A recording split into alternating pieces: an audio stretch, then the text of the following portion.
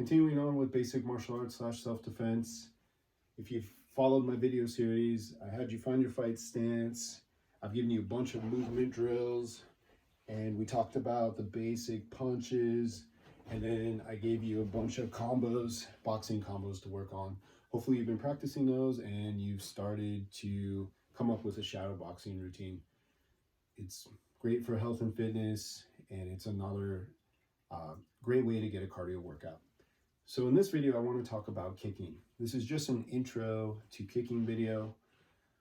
In my upcoming videos, I'll go over specific kicks, but I just wanted to talk about my thoughts on kicking in this video. I am not an expert in kicking. I'm okay at kicking, but it's something I haven't trained a whole lot of.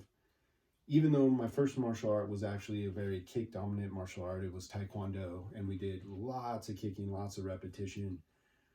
But after that, I've done a bunch of different martial arts, but our main focus hasn't been kicking. So I haven't done quite as much, but in recent years in JKD, we do some kicking, and we also do some kicking in the Ihama Eskrima that I train, which is a multi-style system, and my instructor has experience in Taekwondo and karate, so we incorporate those kicks. So kicking has actually been something that interests me more lately because I know it's something I need to work on. It also provides you with a killer workout because you're working those big muscles of the legs. You'll get your heart rate up. You can work on your flexibility a little bit. It helps strengthen your legs. You just have to be careful if you have any kind of knee or hip problems. Go easy with it if those joints cause you problems.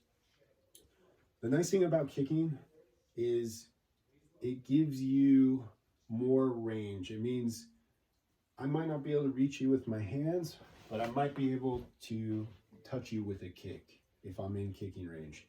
It gives you more reach.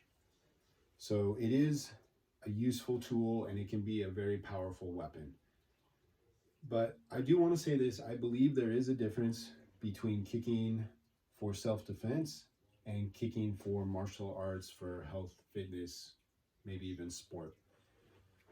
In moving around and throwing kicks for just health and fitness and a shadow boxing routine, or maybe even if I'm sparring someone, I might want to test my flexibility and throw some higher kicks. But I wouldn't recommend doing that in a self-defense situation. So one example, in sparring, I used to spar a training partner who had a background in wrestling, and if I threw a high kick, they were fine coming in and kind of absorbing the blow and just grabbing my leg and taking me down.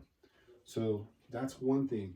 If I'm throwing a kick, remember, I end up on one foot for at least a moment, and that means I have less balance, less stability.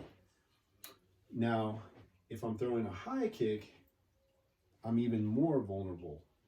So I like kicks, but if I was in a self-defense situation, I would recommend using low kicks if you had an opportunity to. And I wouldn't really go for the high kicks.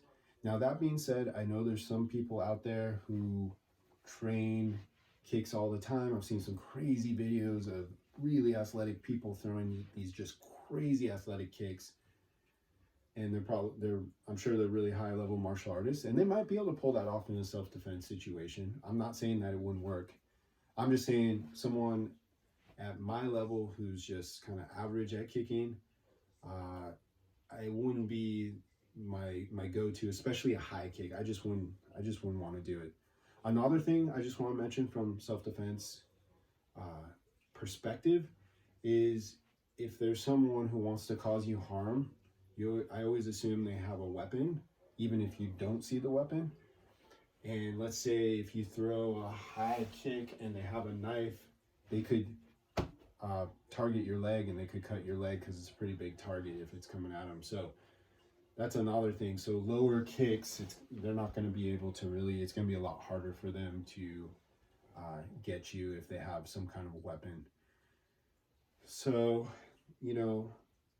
kicks are great, but I think I just would approach it differently. I just wanted to mention that if it was a self-defense situation, I would keep everything low if I was going to use kicks, and if I had the opportunity.